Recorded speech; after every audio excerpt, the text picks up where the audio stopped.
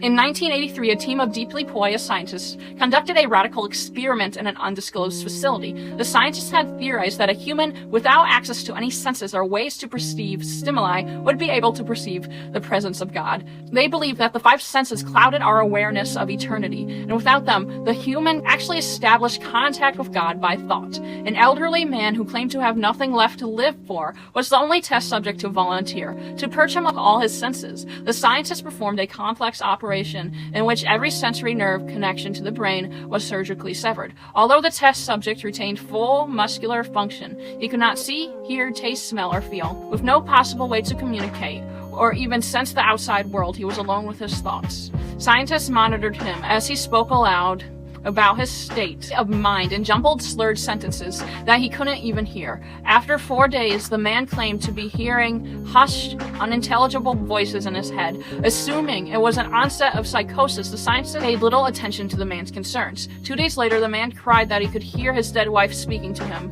and even more, he could communicate back. The scientists were intrigued, but were not convinced until the subject started naming dead relatives of the scientists. He repeated personal information to the scientists that only their dead spouses and parents would have known. At this point, a sizable portion of scientists left the study. After a week of conversing with the deceased through his thoughts, the subject became distressed, saying the voices were overwhelming. In every waking moment, his consciousness was bombarded by hundreds of voices that refused to leave him alone. He frequently threw himself against the wall, trying to elicit a pain response. He begged the scientists for sedatives so he could escape the voices by sleeping. This tactic worked for 3 days. Still, he started having severe night terrors. The subject repeatedly said that he could see and hear the deceased in his dreams. Only a day later, the subject began to scream and claw at his non-functional eyes, hoping to sense something in the physical world. The hysterical subject now said the voices of the dead were deafening and hostile, speaking of hell and the end of the world. At one point, he yelled, "No heaven, no forgiveness," for 5 hours straight. He continually begged to be killed,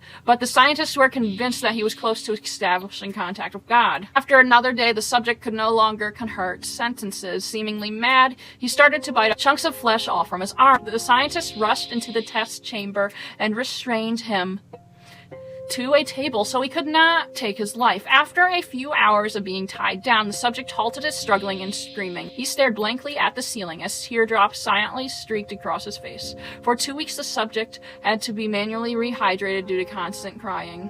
Eventually, he turned his head, and despite his blindness, made focused eye contact with a scientist for the first time in the study. He whispered, "I have spoken with God and he has abandoned us," and his vital signs stopped. There was no apparent cause of death.